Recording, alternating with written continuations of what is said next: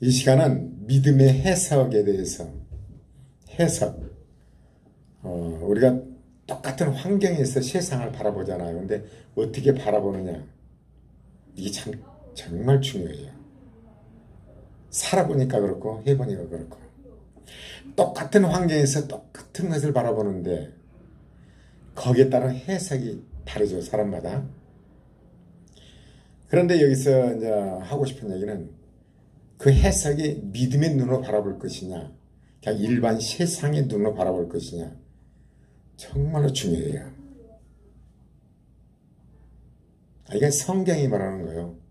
그리고 또 살아보니까 그렇고, 그래서 저도 그렇게 모든 걸 믿음의 해석으로 바라보려고 합니다. 그리고 만약에 해석이 믿는 사람들이, 예수 믿는 사람들이 믿지 않는 사람하고 해석이 똑같다면 큰 문제예요. 여러분 자신을 점검해 봐야 돼요. 믿는 사람들이 믿지 않는 사람하고 해석을 똑같이 한다면, 똑같은 걸 바라보고 똑같은 환경에서 믿지 않는 사람들하고 똑같이 해석한다면 좀 생각 좀 해야 돼요. 근데 믿음을 가질수록 세월이 흐를수록 해석이 달라져요. 믿음이 자랄수록. 왜냐하면 세상적인 그러잖아요. 우리가 가령 세상 것은 업적, 자기 업적을 자랑하잖아요. 업적. 그리고 스펙이라는 것은 내가 이런 대학을 나왔다, 내가 이런 사람이다. 또 내가 이렇게 출세를 했다. 그러잖아요. 이것이 세상 사람들의 시각이죠. 거의 성공이라고 하고. 그 사람 잘 삽니까? 그러면 잘 산다는 건 세상적인 시각으로 볼 때 그 사람이 물질이 풍부하냐? 대부분 그렇게 말하거든요. 근데 잘 사는 건 그건 아니죠. 그걸 제가 자주 좀 설교를 하죠. 근데 여기에 이제 창세기 3장, 35장 16, 18절에 보면은 우리가 꼭 생각해야 할 내용입니다. 야곱에 관한 건데, 그들이 베델에서 발행하여 에브라시에 이르기까지 얼마 길을 격한 곳에서, 길이 안 좋았죠. 나엘이 임산하여 심히 심과더니, 나엘이 이제 요셉을 낳고 그 다음에 베냐민을 낳잖아요. 그래 해산이 지금 오는 거죠. 참 그런 거 보면 옛날에는 엄마들이 뜰방이라고 그래요. 전라도말로 뜰방이라고 하는데 거기에 신발을 딱 가지러 놓고 올라가는데 내가 살아나올지 죽을지 애를 낳다가 많이 죽었어요. 지금은 이제 산부인과가 있어서 제왕절개도 가지만은 애를 낳을 때는 그만큼 이 나일도 마찬가지로 베냐민을 낳다 죽잖아요. 그래 이제 그가 난산할 즈음에 산파가 그 이르되 두려워 말라. 지금 그대가 또 등남하였느니라. 산파가 그런 거예요. 라헬 보러 지금 아들이다고. 그러니까 그가 죽게 임하여, 아들을 낳고 죽게 임하여 그 혼이 떠나려 할 때 아들의 이름을 베논이라 불렀어요. 그러나 그 아비가 그를 베냐민이라 불렀더라 그러거든요. 엄마 나엘은 베논이라고 그랬어요. 이것은 슬픔의 아들. 왜냐면 아들이 나가지고 엄마 젖을 빨고 엄마 사랑을 받아야 하잖아요. 참 인생살이 있어서 성경에도 그러지만은 어렸을 때 엄마의 사랑이 그렇게 중요해요. 엄마의 사랑과 엄마의 태도 이런 것들이 평생을 좌우하는 거라 교육학에서 5살까지가 인격이 다 형성된다. 그 인정을 해요. 그래서 성경에도 보면은 귀하게 쓰는 사람들은요, 사랑을 진짜 받은 거예요. 살면서 이렇게 볼 때도 엄마의 사랑을 많이 배우고 적게 배우고 그거 없더라고. 그 사랑을 엄마나 아버지나 아니면 할머니라든가 누군가로부터 그 희생적인 사랑을 받은 사람들이 잘 돼요. 그건 확실합니다. 그게 중요해요. 근데 그 엄마 나엘이 이제 베냐민을 낳으면서 이제 자기가 죽으면서 베논이라 이 슬픔의 아들이다. 왜냐하면 엄마로서 생각해 보세요. 엄마 젖을 먹고 엄마 사랑을 받고 자라야 되는데 이게 이제 그 베논이가 이제 크는 데 있어서 자기 다른 엄마들은 많죠. 그 엄마 젖을 먹고 자라겠지만은 친엄마하고 어떻게 같을 수가 있습니까? 그거냐 같을 수가 없다고 봐요. 짐승들도 자기 새끼를 위해서 목숨을 내놓잖아요. 그 문어라든가 뭐 그런. 그러니까 슬픔의 아들이라니까 야곱이 뭐라고 하냐면 베냐민으로 바꿔버려요. 베냐민이란 뜻은 오른손의 아들이란 뜻이요. 오른손의 아들이라는 것은 중동 지역이나 동남아에서는요, 왼손은 정말 별짓도 않지만 오른손으로 밥을 먹어요. 오른손은 거룩한 손, 오른손은 힘 있는 손. 하나님의 시각에서 볼 때는 하나님이 붙드는 손이에요. 그러니까 야곱이 베냐민이라는 것은 하나님이 붙들었다는 뜻이에요. 베냐민이라는 뜻이에요. 이름을 바꿔버린 거예요. 똑같은 환경에서 아들을 바라보는데 엄마가 바라보는 것하고 아빠가 바라보는 거 달라요. 근데 왜 야곱이 이랬을까? 야곱을 이제 일생을 보면요, 야곱이 그 형을 자기의 속임수로 아주 그 잔머리를 명수잖아요. 그래 형을 속여가지고 그 결과 외삼촌 라반 집에서 20년간 종살이를 해요. 머슴살이를 해요. 그래 자기가 어떤 그 잔머리를 굴린 결과가 뭔가를 안 거예요. 자기 어떤 잔머리라든가 어떤 장점이요, 하나님 앞에서는 결코 좋지를 못해요. 그래 이제 20년간 종살이 하다 나오잖아요. 나오는데 형을 속인 결과 형은 400명의 군사를 키우고 있었어요. 죽여버리겠다고 그랬잖아요. 그래 앞에는 이제 에사가 있고 에사가 군사를 물고 온다는 거예요. 야곱이 그래서 그 야복강에서 기도를 하잖아요. 도망갈라 했는데 하나님께서 또 고관절을 때려버려가지고 도망가도 못 오게 만든 거예요. 그리고 야곱이 약한 자가 돼서 형 에사에게 쩔뚝쩔뚝하고 하니까 형이 마음을 하나님 바꿔서 보호자가 되잖아요. 야곱이 깨달은 건 뭐였는가? 하나님 앞에서는 약한 것이 강한 것이죠. 예수 믿는 것은 은혜잖아요. 은혜라는 것은, 은혜는 내가 힘이 있다, 내가 거룩하게 산다, 이런 사람한테는 해당이 안 돼요. 나는 죄인입니다. 힘이 없습니다. 이런 사람이 하나님의 역사라는 거죠. 그래 하나님 믿는 백성들은 자랑거리가 존재 않아요. 약한 것들을 자랑하죠. 그래 이게 야곱은 그 베논이라고 라헬이 불렸지만 베냐민으로 바꾼 것은 보호자가 없기 때문에, 엄마가 없기 때문에 하나님이 너를 보호한다, 하나님 오른손으로 너를 보호한다, 이런 의미에서 바로 베냐민으로 바꿨어요. 똑같은 환경에서 바라보는 것이에요. 참 우리는 바라보는 것이요. 왜 그러냐면 인간적으로 바라볼 때 어떤 사람이 엄마가 이제 아들을 한 1년 좀 넘게 키웠는데 죽어요. 그 아들을 놓고 죽을 때 그 엄마의 마음이 어찌겠어요? 자기 생명이 문제가 아니에요. 근데 그 아들은 죽은 엄마 배후에 올라가서 젖을 빨았대요. 그 어머니가 죽을 때 어떻게 했을까? 얼마나 마음이 아팠을까? 자기 죽는 건 문제가 아니죠. 그래서 나일은 그랬는데, 바로 그런 약한 자를 하나님은 오히려 오른손으로 붙든다는 거죠. 그러니까 하나님 앞에 우리는 겸손해야 돼요. 낮아야 돼요. 근데 우리 힘으로 안 되더라고요. 하나님의 능력으로 되지. 그래서 성경에서 오른손 혹은 오른편은 탁월, 능력을 얘기해요. 오른손, 하나님 탁월, 능력. 그래 나일은 단전히 이제 슬픔의 아들이라 이렇게 말을 했는데, 이것을 우리가 어떻게 해석하냐? 우리가 모든 것을 바라볼 때 야곱이 그렇게 베냐민이라고 부를 때는 자기 인생 경험이죠.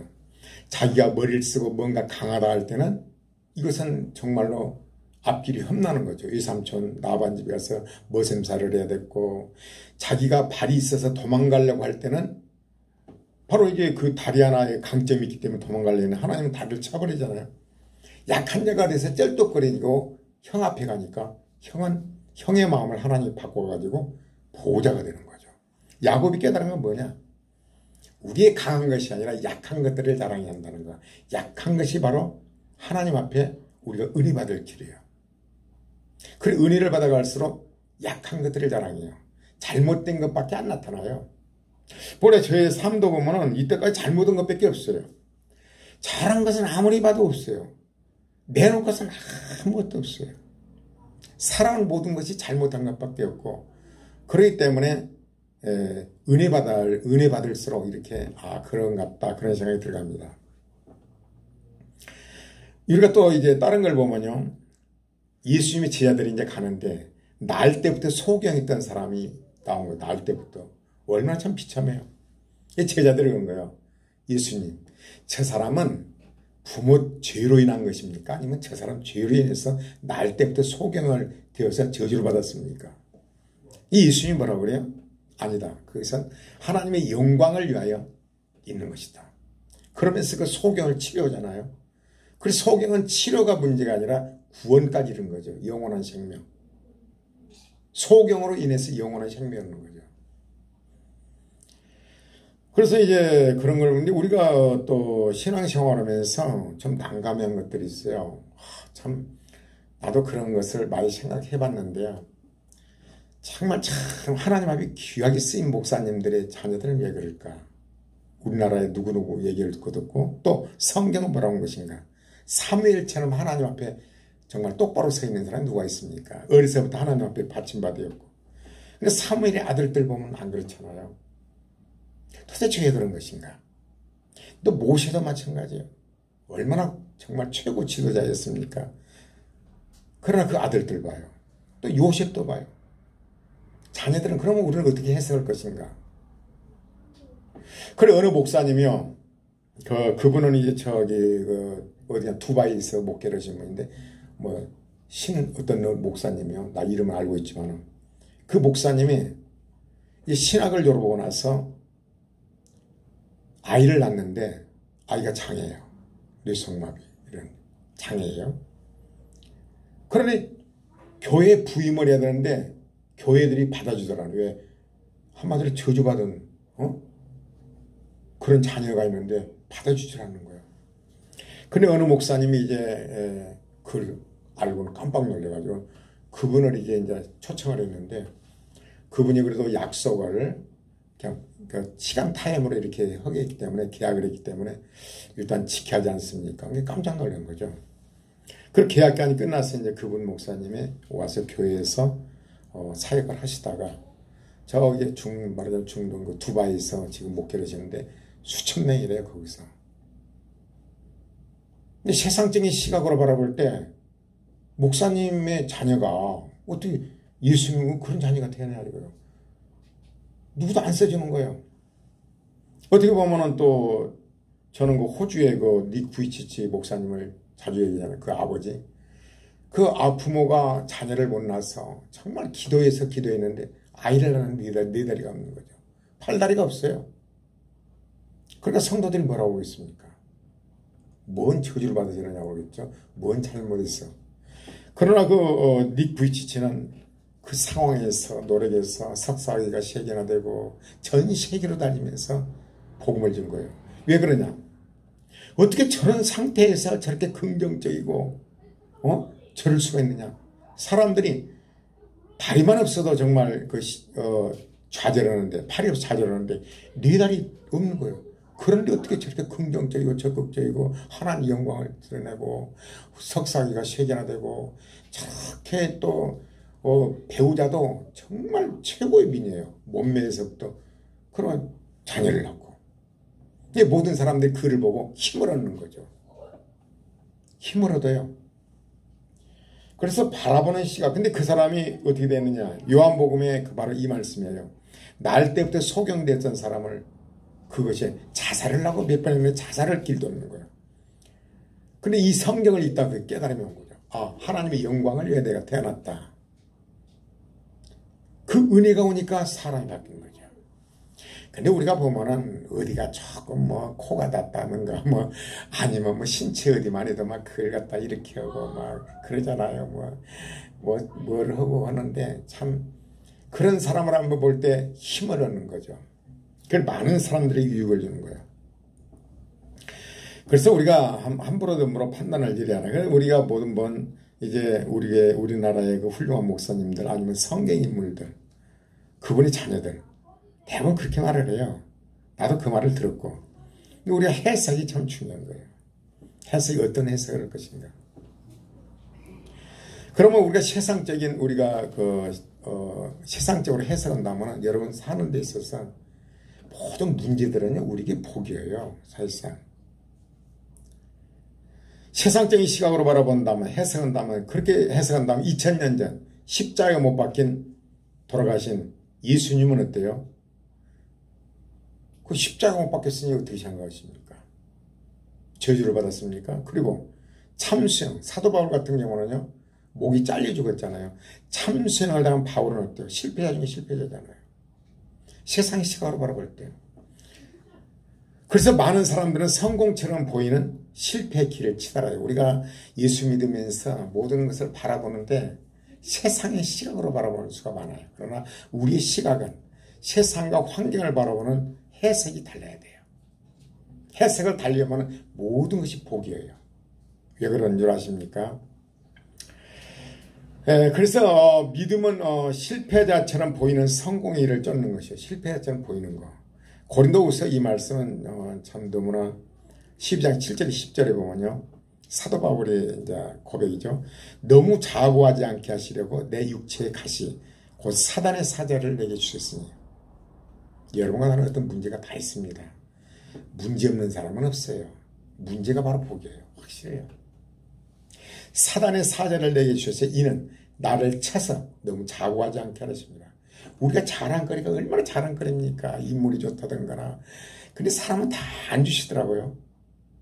나의 약한 것들이 바로 이게 자랑거리예요. 사도 바울은 그런 거죠. 사도 바울도 하여간 어떤 질병으로 인해서 기도했는데 하나님 응답이 없는 거예요. 이것이 내게서 떠나기 위해서 내가 3번 죽게 기도했다는 죽게 살기를 기도해 본 거예요. 그러나 때요 9절에 보면 내게 이르시기를 내 은혜가 내게 족하도다. 여러분과 나의 부족한 거 있잖아요. 내가 내게 족하도다.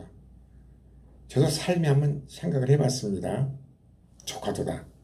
이는 내 능력이 약한 데서 온전해짐이라 하신지라 이러므로 도리어 그 기쁨으로 나의 여러 약한 것들에 대하여 자랑하리니.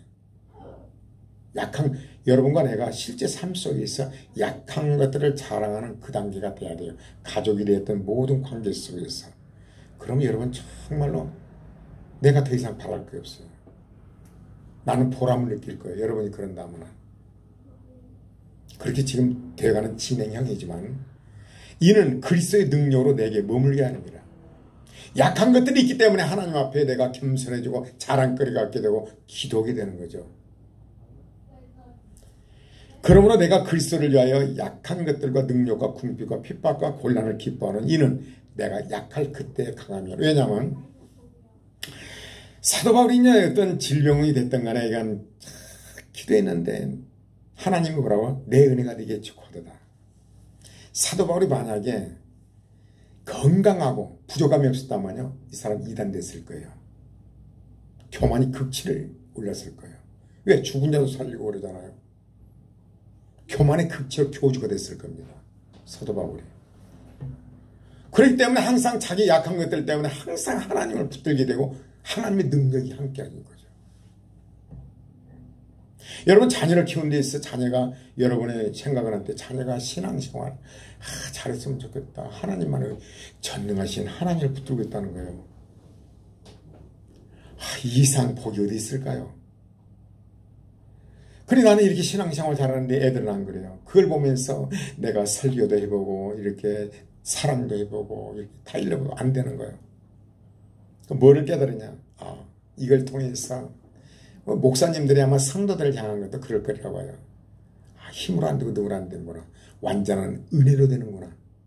왜냐하면 사도 바울이 어때요? 다메섹 가는 그 다마스커스에서 예수 믿는 사람 잡아 죽이러 갔는데 가다 다마스커스에서 예수님 만나잖아요. 뒤집어지잖아요. 반대로.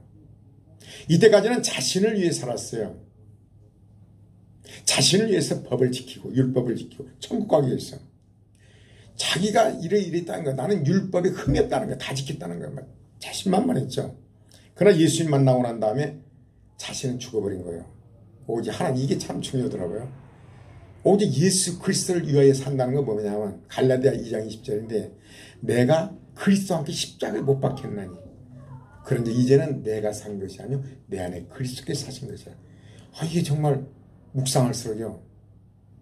여러분 어때요? 자신의 어떤 단점을 고치려고 그러잖아요. 포기하세요. 포기하고 어떻게 방법이 뭐냐? 이 상황에서 예수님은 지금 말씀은 뭐인가? 그 말씀에 내가 따르는 거예요. 나란 존재를 없애버려야 돼요. 왜냐면 나도 해봤지만은 화내는 것을 고쳐보려고 하는데 화가 더 나요. 내가 왜 화를 냈지? 화가 더 나요. 뭐 안 해보려면 이게 더 발동을 하는 거예요. 그래서 포기를 하고 이제는 성령 인도하심을 따라 어떤 환경에 있을 때 하나님이 여기서 뭐라고 하시나? 하나님의 영광이라는 것은 우리가 하나님의 말씀에 순종하는 것이 하나님의 영광이거든요. 뭐 영광 돌립니다. 아닙니다. 부모가 원하는 건 뭐예요? 자녀가 부모에게 순종하는 거, 이게 부모의 기쁨이거든요. 그래서 순간순간마다 간단해요. 이 상황에서 예수님 뭐라고 말씀하신 것인가? 그것을 기도로 해야 할 것이고 말씀이 주어진 그 말씀 순종하는 거예요. 그것이 나에게 가슴에 부딪히는 은혜가 와야 돼요. 이론이 아니라. 알고는 있는데 안 되잖아요. 이걸 놓고 기도하는 거죠. 하나님. 그 말씀이 오게 되면요. 기차와 객차라고 그랬잖아요. 객차는 그냥 붙어있으면 가는 거예요. 말씀 따르게 되면 내 성격이 변화되고 굳은 마음에서 부드러운 마음으로 만들어지고 나란 존재가 뭐를 고치려고 할 필요가 없어요. 오직 오늘 이 상황에서 하나님 뭐라고 말씀하시나 예수님을 따라가는 거죠. 성령을 쫓아 행하는 삶. 근데 나란 존재가 내가 무언가 하려면 안 돼요. 내가 화를 안 낸다든가 내가 뭐를 한다든가 절약한다든가 나는 그 전에 보면요. 사업할 때도 그랬고 이상하게 마음속에 밑빠진 독이요. 새나가요. 불이. 아무리 많이 벌어도. 야 이거 어떻게 하나. 그래서 성경에 보면 에레미야서 그러잖아요. 너희는 터진 웅덩이라. 터진 웅덩이다 아무리 부어야 새나가는 거죠. 이게 내가 내 마음을 알아요. 하나님 앞에 기도한 거죠. 하나님. 내 터진 웅덩이가 아니라 이 터진 웅덩이를 막아주십시오. 밑빠진 독에 물 붓게 뭡니까? 그 기도를 했어요. 그리고 어느 날부터요. 이게 새나가는 법이 없어요. 뭔가가 이건 이상하게 이게 뭔가 보여줘요. 돈을 많이 버는 게 문제가 아니에요. 하루에 몇 천만 원 버는 게 중요한 게 아니에요. 얼마큼 많이 벌었냐가 중요한 게 아니에요. 하나님 막아주셔야 돼요. 하나님을 해요. 내가 안 돼요. 그래서 그런 걸 바라보면서 자녀를 바라보면서 뭐예요? 안 되는구나. 목사님들한테 성도를 봐 안 되는구나. 완전히 은혜구나. 하나님의 은혜가 아니라 사도 바울이 변하잖아요. 사울이 바울로 변한 거죠. 그래서 깨달은 게 뭐예요? 나는 완전히 하나님의 은혜로 하나님을 알게 되었고 은혜로 가는구나. 은혜로 천국을 가는구나. 이론상은 알고 있지만 성령의 은혜가 임해야 예수님 나를 죽으신 걸 깨달아지잖아요. 내가 은혜로 깨달아지는구나. 창세전에 그리스도 예수 안에서 택한 자만 되는구나. 난 택한 백성이구나. 완전히 은혜구나. 그런 자랑 그게 사라지는 거죠. 자녀를 보면서 하나님 그렇군요. 하나님의 은혜가 임해야지. 자녀들이 뭐를 고치려고 그러잖아요. 인간의 힘을 다 써봐야 안 되잖아요. 기도도 해봐야 안 돼요.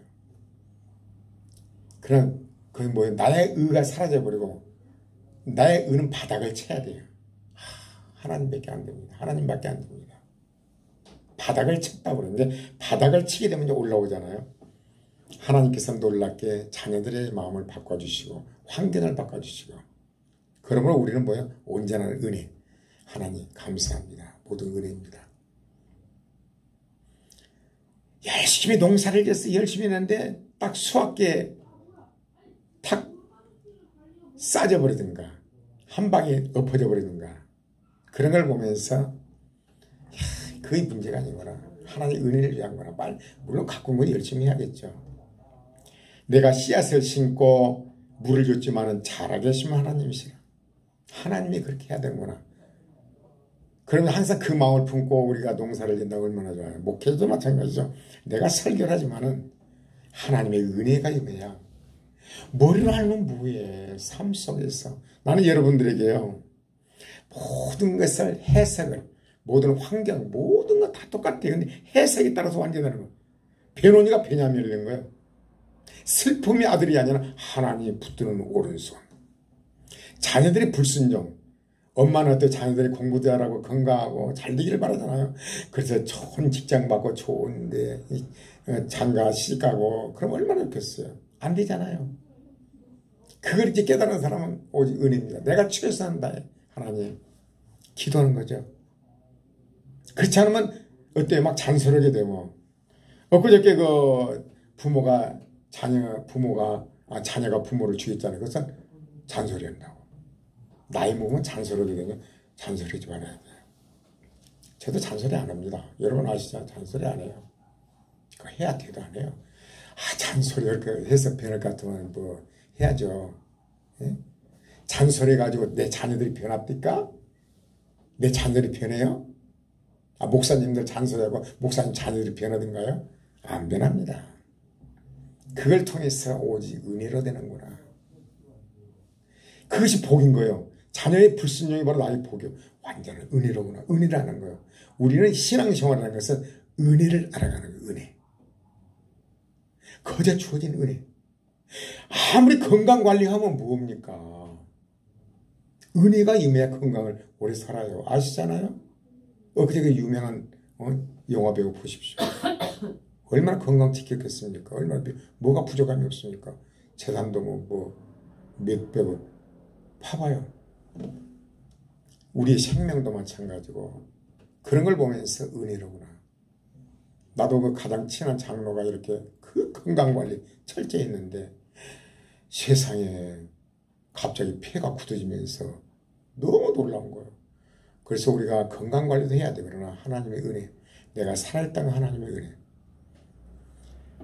그리고 여러분들은 이제 하루에 이렇게 운동을 하면서 자연을 바라보면서 은혜를 생각하고 은혜로 새를 나는 것 봐라. 깃털을 봐라. 은혜. 모든 것이 은혜예요. 합력의 선을 이루시는 하나님. 해석이 바로 하나님의 시각으로 볼 때 모든 게 복이에요. 자녀 불순종한 것도 복이에요. 그로 말미암아 내가 은혜를 알게 되고 내 약한 걸 가지고 하나님, 하나님밖에 못합니다. 이게 복으로 들어온 거예요. 남편도 마찬가지예요. 아내도 마찬가지예요. 모든 게 다 그래요. 우리 사업도 마찬가지예요. 모든 게 다 복이에요. 그래서 해석이 어떤 해석이냐 이게 중요해요. 여러분 그 예수 믿는다면서 세상적인 해석으로 똑같이 한다면 똑같은 사람들이에요. 세상 사람이에요. 배노니를 배념으로 해석해야 돼요. 그러면 복이 안 된 게 뭐가 있습니까? 남편 예수 안 믿는가요? 힘을 안 되고 선도 베풀고 말도 해보고 이렇게 되면 안 되는구나. 하나님만이 했습니다. 내가 구원받은 건 언제 은혜로구나. 예수 그리스도 은혜. 하나님께서는요 우리 인간들의 영광 절대 안 뺏깁니다. 이와는 우리 인간의 은혜는 존재하잖아요. 은혜를 받아갈수록 온전한 은혜예요. 그걸 통해서 은혜를 하는 거예요. 그걸 깨달으면 하나님이 가만히 있거든요. 그래서 사도 바울이 깨달은 거. 여러분과 내가 삶 속에서 날마다 바라보는 것이 믿음의 해석을 하는 거야. 아니 모세가 그 훌륭한 지도에는 자녀들이 막 믿음의 에브라임과 므낫세가 그런다면 얼마나 자랑거려. 사무엘 그럼 얼마나 자랑거려. 그걸 보면서 뭐를 깨끗습니까? 사무엘이 내가 이렇게 어려서부터 엄마가 한나가 애를 못 낳아서 기도해서 나와가지고 엄마가 젖되자마자 바로 엘리 제사장에 보냈고 내가 이렇게 이 모든 것도 하나님의 은혜였구나. 하나님 나를 이렇게 키웠구나. 자녀를 바라보면서 그걸 깨달은 거죠. 완전히 은혜입니다. 자녀가 막 잘도 믿음 생활 잘하면 얼마나 이 자랑거리가 되는 거예요. 교주가 돼요. 교주가. 교만이 올라오는 거죠. 목회도 마찬가지인 것 같아요. 그러면 자랑거리가 없죠.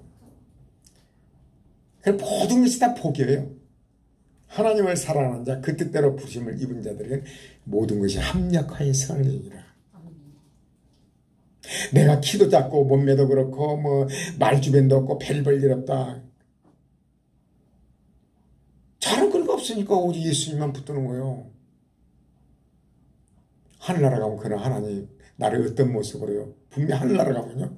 나는 그러려고 봐요. 이 땅에서 부모로부터 잘 받은 사람 있잖아요. 키도 크고 날씬하고 잘생기고 머리도 좋고 막 다 이러잖아요.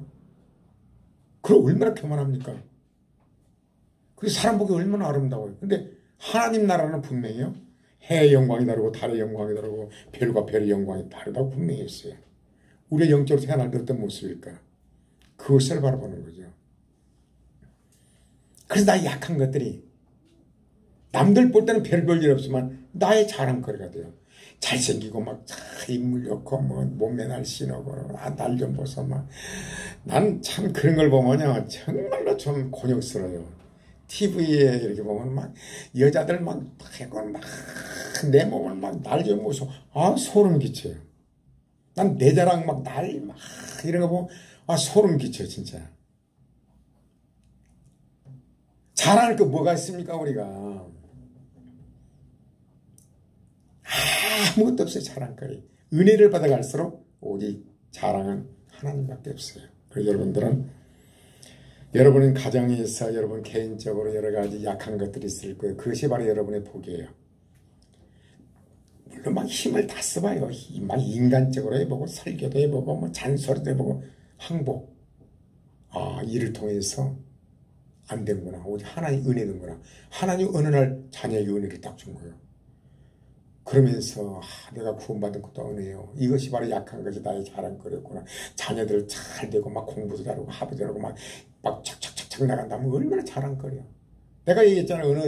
어느 집사님이 그냥 자기 자녀들이 5 남매가 너무나도 신앙생활 자랑거리하고 간증으로 다녔어요. 걔들이요 딱 커가지고 자리 딱 하면서 다 예수님을 부인해버린 거야. 엄마 때문에 엄마로부터 받아야 하기 때문에 알고 예수님을 믿었던 거야. 그러니까 그분은요 막 다 자랑하는 걸 들었습니다. 간증한 걸. 자랑이 뭐가 있어요. 그것이 더 화가 되는 거죠. 자녀들이 불순종하고 정말 막 그러고 근데 내가 이거 힘으로 등으로 안 되고 하나님 앞에 구했더니 하나님의 은혜로 뒤집어졌을 때 내가 벌써 은혜 받았는 내가 오직 은혜로 구원받았구나. 하나님 얼마나 기쁘겠어요. 하나님 앞에 섰을 때 하나님 내가 뭘 이랬습니다가 아니라 하나님 오직 은혜로 왔습니다. 하나님 얼마나 기뻐하시죠. 하나님 원한 거 우리에게 원한 거 그거예요. 성경 전체 그거예요. 은혜로 산다는 거예요. 에덴 동산 은혜로. 자기가 높아지려다 타락했잖아. 그 원래 상태로 우리를 돌리는 것이 우리 환경을 통해서 나의 약한 것들을 통해서 하신다는 것을 아시길 바랍니다.